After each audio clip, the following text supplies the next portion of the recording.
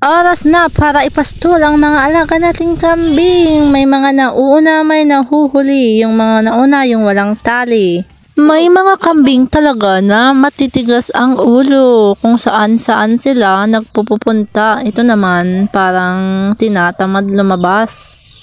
Ang problema naman kapag tanghaling tapat ay naiinitan sila kaya nandyan siya sa silong. At itong buntis, hinanap talaga yung lilim na parte ng loteng yan. Nakikipastol lang kasi kami. Naubos na ang mga damo sa paligid. Yan ang isa sa mga problema kapag yung pinagpapastolan mo wala ka nang makitang damo. Kaya ang solusyon, humanap ka ng ibang mapagpapastolan. Kaya kung bago ka sa aking channel, pa-subscribe naman po.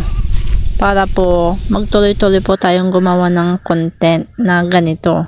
Gusto ko lamang i-share yung mga nalalaman ko.